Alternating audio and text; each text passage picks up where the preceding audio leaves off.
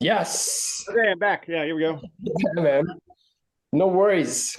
Okay, so thank you for doing this again. Yeah, no problem. Yeah, this one would be shorter. So let's move on directly to the question and the little debate I want to have with you about Hoka. Okay. Hoka, who used to be Hoka One One and would transition into Hoka. Nobody really ever told us officially something, but it was a bit of a I don't know. I don't know how you felt about this, but I was like, no, it's still because people on social media were like, no, it's Hoka now. I was like, no, it's Hoka One One. I talked to one of the founders yesterday, and then all of a sudden it became Hoka. But anyway, that's not what I want to talk about. What I want to talk about is the shoe, which is called the Carbon X. Yep. I'm sure you have had that shoe, whether you had the version 1, 2, or 3. I had the first one and I had the second one. I didn't have the third one. But I was hoping for something better in the sense that as much as I enjoy the shoe, I don't see it at the starting line of important races. You're talking about marathons. We discussed the New York marathons. Most people are wearing Nikes. And the other brand that I see not emerging, but coming back super strong in this carbon plate era is Asics. Yep. So it's pro athletes, especially in Ironman triathlons or in everyday, but mostly pro athletes. Like the visibility that I see from pro athletes is Nike and Asics. I don't see that many people wearing the Carbon X. And I know for a fact in triathlon that not that many pro athletes have shoe sponsors, but they decide to go with Nike. Yep.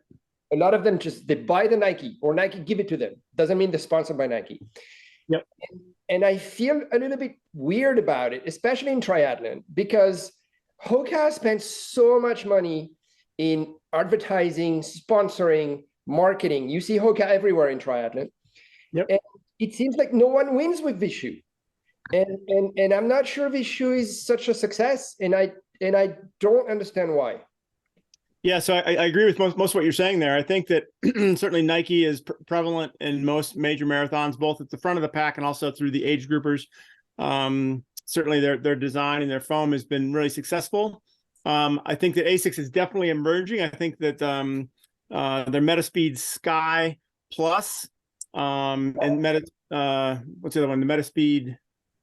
Yeah, all the Metaspeed series, basically. Yeah. Yeah. So the Metaspeed series are really good. They're really good foams, and they have each one is different. But just like the Vaporfly and the Alphafly, the two Metaspeed versions are different, but they're both very good. The other brand that's also prevalent, mostly with the front of the pack, is the Asics. I'm sorry, the Adidas Adizero shoes, and those have a different feel too. I think those are certainly conducive for fast running mostly. Whereas the other ones do have some pronounced energy return, even through the the mid pack of say like a 3-hour marathon, 3:15 marathon. Yeah. The Hoka Carbon X shoe was launched at a time. They came actually after their first. They had a shoe, an initial shoe that was like a lower to the ground shoe that came out the year before and didn't get a lot of play. It was more like a traditional racing flat that had a carbon fiber plate, but it didn't have that huge stack and that huge propulsion from it. So what was the name of it? Do you remember? I'll think of it in a second, but I don't remember this story. So that came out kind of like, that was a Jean-Luc Diard kind of creation that came out with again, like more of like a traditional racing flat. The Carbon X was their chance to kind of enter the world that Nike had already kind of created. And like, they launched it with that big time trial in Sacramento where Jim Walmsley, once again, broke the 50-mile world best wearing a pair of those. But immediately, Hoka was saying, well, this is a more democratic approach to carbon fiber shoes. And to some extent it was, because it wasn't that bouncy, super fast feeling. It was more of and this is my impression, it was more of a situation where you really had to get in rhythm with that shoe.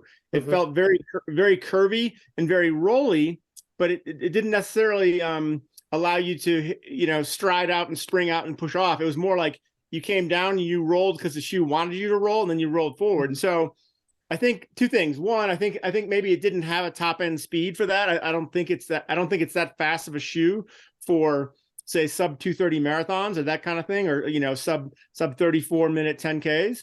I think that it had some consistency. It had definitely some energy propulsion, but not to the point of being super fast, right? But also, I think the other challenge is that a lot of runners probably shied away from that because when trying it on or trying it out, I just don't think it fits with a lot of people's stride pattern. I think it takes a lot of effort to run with that rhythm of the shoe, whereas most other super shoes, you can run however you're going to run to some extent, and you're going to get that propulsion out of it because it's going to match the foam is going to allow to assimilate to your stride and then kind of go from there. Whereas the Hoka Carbon X and the 2 and the 3 all seem to be very roll. You get into it, you land, and it rolls your foot as opposed to you guiding the shoe. And so I don't think the combination of any of that, the shape, the foam, the plate, was very fast, right? Was exceptionally fast. At the Olympic trials in 2020 in Atlanta for the U.S. Olympic trials, they did debut a shoe called the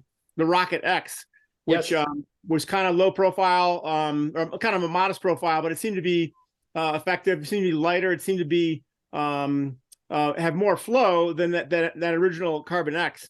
And so now they've been kind of silent. They've been kind of late to the game, in my estimation, with having a really good super foam and a good plate design. And so I think what you're seeing now, starting with the Boston Marathon this past spring, and then also Ironman, the full Ironman in Hawaii, the 70.3 in St. George, and then most recently New York, is that some of their athletes, most of their pro athletes, had the Rocket X2, which I think will be finally, that shoe that competes to some extent, I think, with those other brands we've talked about. I mean, it's a higher stack height.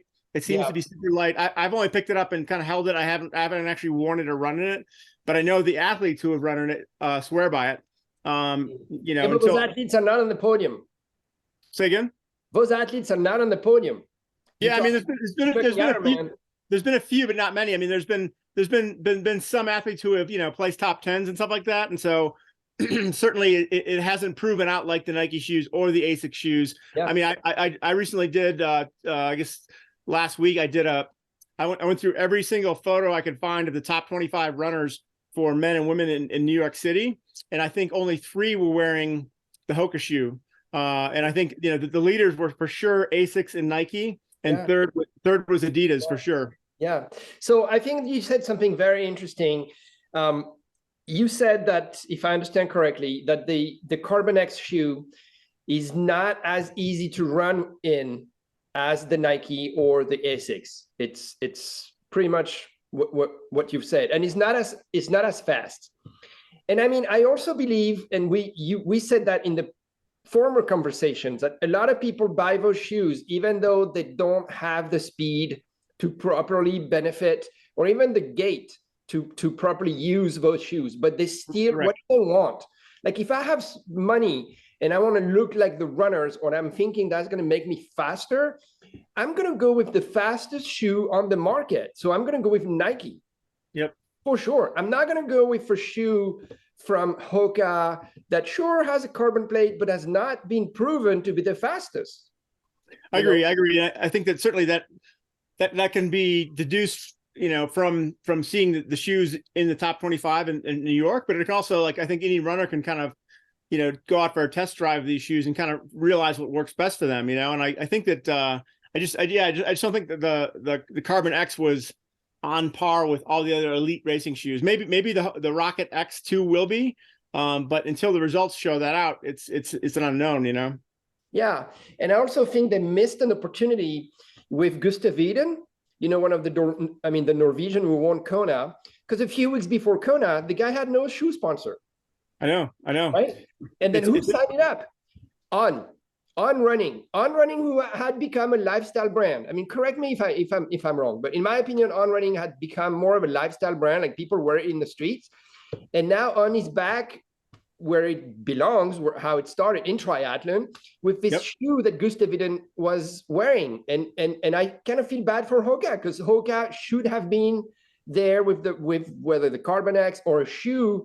And I don't know the background of this. Like, maybe Gustav Iden has tried a Hoka shoe and be like, no, you know what? I don't really like it. It's not fast enough.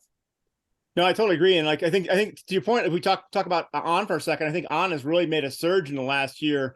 And it was really, they did become a lifestyle brand. And to that point, like I've seen those shoes like being worn in airports or around Manhattan, like just like the Nike Freeze were for a while, and it's like, so certainly On has a clean look that people like, but I think they've really made a surge back into kind of the professional ranks or the elite performance ranks, not only with their road running shoes, but their track spikes have really done a lot as well. And so the other point is that Chelsea Sodaro, who won the women's Ironman, in Nike, actually I think Asics, but she had been a Hoka athlete and had done reasonably well in her kind of comeback. She had a baby about 18 months ago and had a pretty good 70.3, but she actually, was sponsored to some extent by Hoka, and she backed away, and I think broke her deal because they didn't have a super shoe that she liked.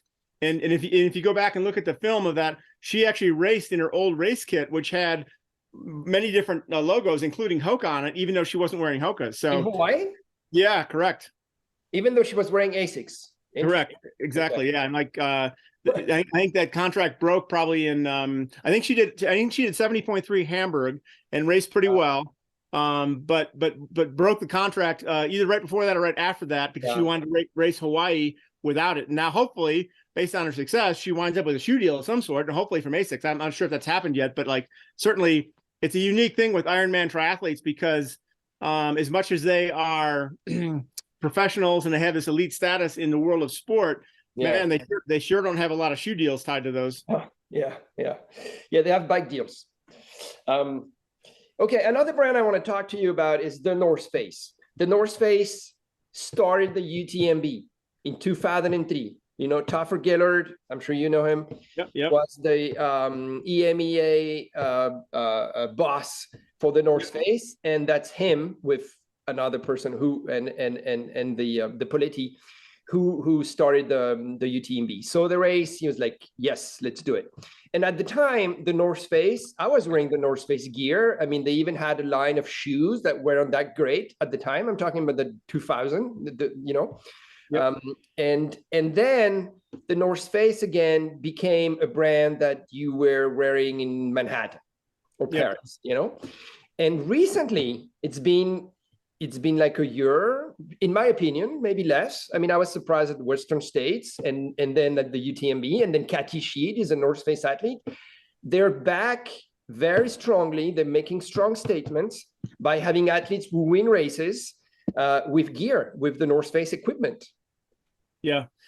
It's the North Face is one of those brands that really kind of I struggle to understand because they've been in the running footwear game for 20 years. And one of the, when I started Trail Runner magazine here in the US, one of the first shoes I reviewed or ran in was the North Face Spire Road shoe, which was fairly low to the ground, but it was actually fairly well built and everything else. But in that time, they've had they've put a lot of effort, a lot of money, and a lot of good, talented people into their shoe program, and have not, up until recently, really had much success with shoes that people wanted to buy and wear in the trails, right? And it's one thing if an athlete wears a modified version, and you never know what that version is compared to what is for sale. And so, but I think now, they had they were bold, and they came out with the first carbon fiber shoe for the trails, the Flight Vective, 2 years ago. Yeah, and, I mean, correct me if I'm wrong. I'm stopping you here. The North Face was the first brand to release a trail running shoe with a carbon plate in it. Yep, correct. And like that's a strong statement. That being said, and they had a really good. They that was right after they had a really strong footwear team come together, which is still a really strong team. And sometimes it takes time to organize things. But the Flight Vective was just too stiff, just too awkward. It didn't have the feel that you wanted to have it for trails or for running fast. And so that was a bit of a very mediocre effort, and that reflected in sales and with athletes that kind of reflected that. And to their credit, though, they went back to the drawing board a little bit and then made some tweaks. And I think really this year at UTMB, we saw a lot of good results in their shoes. And like Zach Miller, Caitlin Gerben, the one Katie that won the race. And so now, I mean, I think that's testament to, having seen the shoes a little bit, I've not worn them yet because they're not available yet. But I really think that they turned a corner, and I hope for their sake that they're as good as they seem, because I do know that like I said, 2 years ago, that first shoe didn't really launch as well as it could have.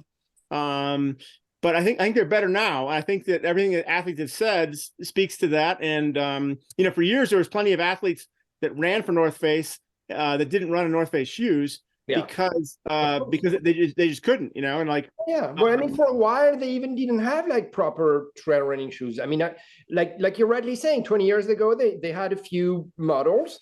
And then I think again, I don't really know, but I think it completely disappeared. Like no one was wearing the North Face for running, like in terms of elite, or even I would not have purchased a trail running shoe from North Face. And now I'm back into being interested.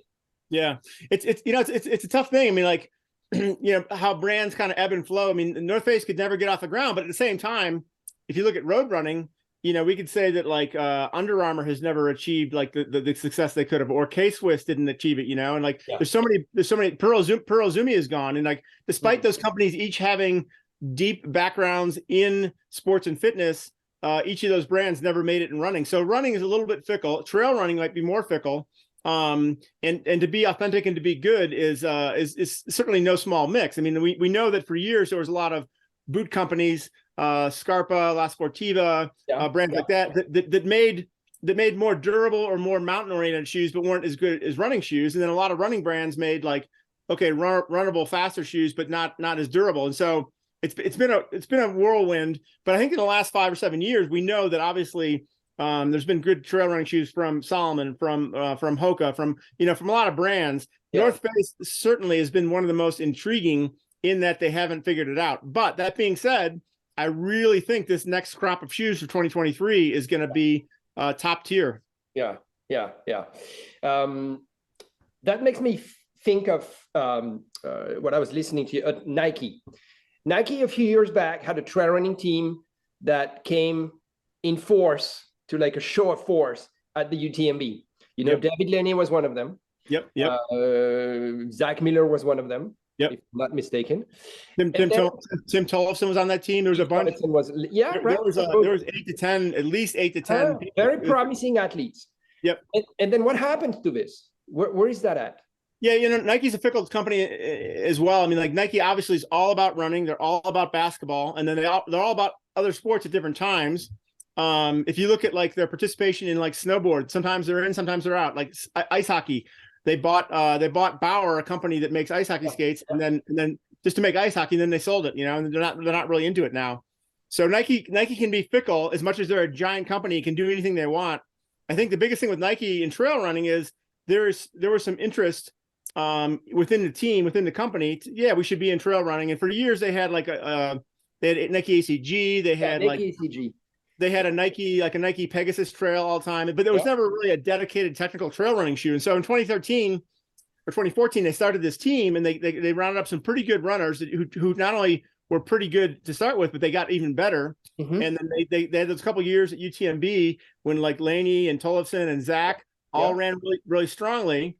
And then very quickly they pared down the team. In 2015 they were there with a big show and tell of athletes, and they had a big party and everything else. And but then by 2016, 2017, they'd pared that back, and they still have some athletes, but not nearly as big as it is. And so if you know a little bit about Nike trail running, it falls under a different budget. So it doesn't come under running. It comes under a subcategory of youth running and cross country. Oh. And it's just knowing that kind of gives you a bigger idea of, okay, it's not as a top tier importance like marathoning is, or training is, or basketball. And so it comes under a different budget as far as I've ever been told by Nike people. And they've done a pretty good job generally to design and improve the Terra Kiger and the Wild Horse. And that being said, Nike is still a little bit off the back on proper materials, and they're always design heavy, and so their shoes look great, and they have these great beautiful design motifs, but they're even still they're some of their shoes, their current Zagama is a good shoe, and they say it has sticky rubber outsole, but it does not. It's very slippery on rock, and so Nike can do things well, but Nike is also almost that 500-pound gorilla that doesn't move quick enough or isn't as core enough to the sport. Now, if you look at like track and field, obviously they're very connected to that sport. Yeah, which is very interesting actually, because what did that say about the industry of the trail running or the trail running phenomenon that we all talk about here when we are in the industry? You know, is Nike wrong? Because Nike can do anything they want. You know, you're talking about design. If Nike wants to come up with put the budget and get the right designers to come up with the best shoe in the planet for trail running, they can do it. You know what I mean?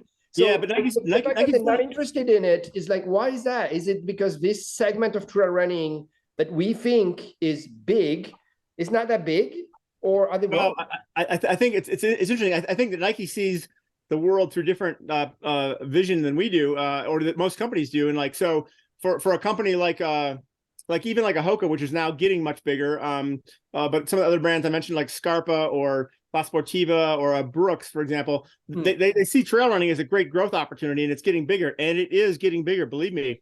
But I think Nike sees, like, you know, Nike is such a huge company. They see like general running is like this huge thing, and trail running is this tiny piece of the pie. Yeah, but at the same time, I would argue that a brand like Adidas, which, okay, maybe Adidas is a bit smaller than Nike, but Adidas is the second biggest, you know, sports brand on the planet. Adidas has a great trail running slash outdoor brand, which is Terex, right? Yep. And you see it. I saw it at Western State. You see the teams. You see them at UTMB. You see them in the Hong Kong 100. You see them. You see Adidas Terex a lot. Yeah, I've seen their team. I was most recently in La Palma, and they were there at the Transvolcania race from UTMB, and you know their team is really dedicated. Kind of the way that Salomon used to be. Salomon has kind of taken a step back too, unfortunately. But like Adidas Terex has definitely got a dedicated team that they make sure that their athletes are in the forefront of all the major races, and they it's both an international team and a U.S. team, which is interesting because not all teams do that. But to have both an international team and a U.S. team says a lot about their commitment to trail running and trail racing, and therefore being closer to the sport. You know. Yeah, which is so it's interesting. Nike's not really into it, and Adidas is. I think it's totally. Yeah, and then the other one I mentioned was Salomon. I mean, Salomon is still actively involved, mostly with the Golden Trail World Series, and that was a great event this year. Both all the events nationally, but also they just had the championship on Madeira 2 weeks ago, and that was a really good success. And that's certainly it's a Salomon production and everything else, and you know they put money behind a lot of races, including Pikes Peak in the U.S. and the Broken Arrow and such. And I think you know Salomon's still great in trail. They've had some challenges with distribution and stuff. I think that maybe supply chain hurt them more than most brands. I know that like recently, I've heard because of COVID. I've heard from a lot of retailers they just either can't get the shoes or it's some kind of disconnect. So I think that like you know it might have been a change in leadership too. I mean, like I think Salomon is still a respected brand, but it's definitely you know, like there's other brands like that are surging for that number one spot in trail. Yeah, you know what made me sad about Salomon, and I'm saying this openly. I mean, I'm French. I love Salomon. I would love Salomon to keep being so strong as they were before. What made me sad about Salomon is Kilian Jornet, who was the Salomon athlete by excellence. You know, he was Salomon discovered Kilian Jornet. You know, Salomon made Kilian Jornet as much as Kilian Jornet made Salomon trail running, right? Yep. And then Kilian leaves Salomon and starts his own brand with Camper. I don't know if you've tried the shoe, the normal. I mean, I'm actually waiting for samples. I haven't had them yet, but they're awesome. They're awesome. I've seen him at the UTMB Expo, and I saw him on Kilian's feet at Hard Rock. And so, and the approach that Kilian and Camper are taking with this shoe, you know, the environmental friendly approach that they're taking is the right one for sure. Yep. And it just makes me sad for Salomon because they had an opportunity to turn this trail running god into like, I mean, to benefit from it. And right when, I mean, what have done Kilian this year is amazing. Hard Rock win, UTMB win, launch his new shoe brand. Yep. Those are all wins. I agree. I totally agree. I agree. And like, you know, in my understanding, like Salomon always underpaid Kilian. I mean, he was never making what he should have been or could have been, considering that he was the face of the sport. He was. And on one level, you know, congrats to Kilian. I mean, Kilian's a great guy, and like, very earnest about what he does, and like I'm happy for him that he's launching his own brand. And launching your own brand is no easy task, and so there's no guarantee it's going to work. But I hope it does. Yeah. But I give big applause to Kilian for doing that. At the same time, Salomon, again, like Salomon, that could be a change in kind of management or structure of the brand. It's hard to say. I mean, like I think that a lot of brands make decisions sometimes that I don't understand. When Nike dropped Meb Keflezighi, and then he wound up being a success for 10 more years. But at the same time, I think that Salomon certainly could have made more with Kilian, with this new shoe line could have been through Kilian, and like I just think Kilian Jornet, he's the Michael Jordan of trail running. Absolutely. Like Michael Jordan was, after his career, Nike kept him. Right. Yeah, no, I totally agree. It doesn't make sense, because even now it's like, when we think about Kilian in 10 years, we'll still think about Salomon, even though he's got normal, and I think that it's a unique thing, because it's both marketing and branding, but it's also just personality that's connected to it. And like, absolutely, that whole Summits of My Life series, the video series, was extraordinary, and way ahead of its time. And yet, Salomon decided to let him go. And even if Kilian had his own entrepreneurial spirit, that it's kind of a shame it didn't work out. Yeah, they could have had a Kilian sub brand into the Salomon trail running shoe category or something. Anyway, the last thing is, I want to have your opinion on this, because to me, hats off to a Swedish brand named Craft. Not so far ago was just an apparel brand. They came up with great shoes, I believe. They also came up with a great campaign, and the way they orchestrated the support for Tommy Riv. It was hard to criticize this. I was very interested in the subject, and I was like, okay, so they're betting money and advertising on this guy who is dying, who's probably going to die, and he's an icon of the sport, and he's so popular, and he looks amazing. And so are they just trying to make money out of it? But I just couldn't find a way to criticize them. The way they orchestrated it, I think, was awesome. I mean, we met at Western State at the craft party, you and I. I mean, hats off to them, honestly. Yeah, I mean, the whole thing is an amazing thing, and backing up to their apparel. I mean, I wore Craft apparel for years. They were, I think, initially in Nordic skiing and everything else, but they made really good quality apparel for years.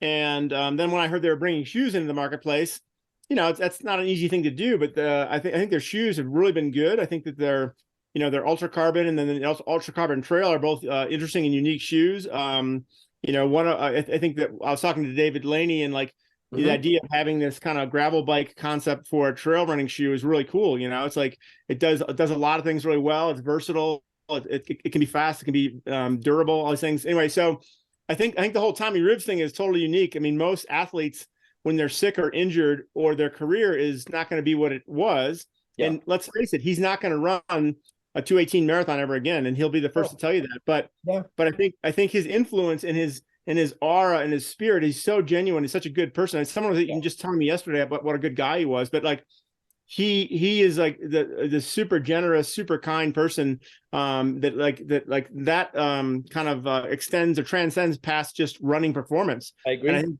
I think that's made him such a big part of what that brand is. And will continue to do that going forward. I think that it's a unique thing, because if you remember, like, when athletes get hurt or even ill, like Lance Armstrong was dropped, and after his cancer in 1996, and many other athletes we could go through that had a career defining or career changing injury, were quickly off the team, and like that's how it goes. But this is a unique relationship, and I give credit to Kraft, both the U.S. and their Swedish teams that really realized the value in him. Yeah, I think they pinpoint something very important for runners, is that running is not only about winning and timing and things like that. It's about also being free to run, and it's a simple thing, and back to the basics. And actually, I saw recently their post on Instagram, left leg, right leg, left leg, right leg. I don't know if you saw it. Yeah. And I think this is awesome. This is awesome, because we've also, like, a lot of people love it, but also we've come to, I mean, today we live with Strava, with Garmin, we have so many statistics, so many interesting stuff, but the basics of running, and that guy incarnates it, and this reminds me of surfing, free surfing, people that are paid just to be themselves, like Laird Hamilton, for example. Yep.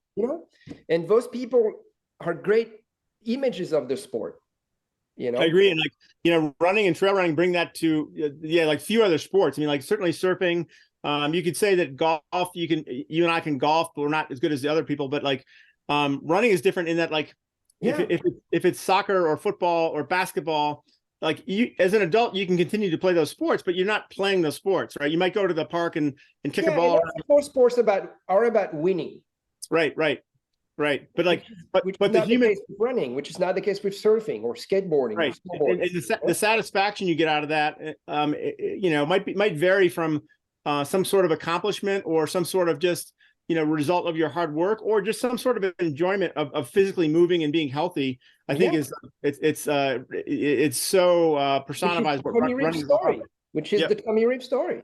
Yep, totally agree. That's why I run. I ran track and field when I was much younger and was fast, and I used to love to wear racing spikes. But that's years ago. I love it now because of what it brings me now, just joy and freedom. Yeah, of course. All right, man. Well, thank you so much. I really enjoyed doing this, and that's been very enlightening. So thank you very much for this. Thank you very much. Yeah, I love these conversations, and you're the perfect person to talk to, because it's like it's engaging, real conversation, and that's always good. Well, you're the perfect person to talk to. Well, let's do it again. Have a good day, my friend. Yes, absolutely. Let's do it again. Take care. Thank you. Bye.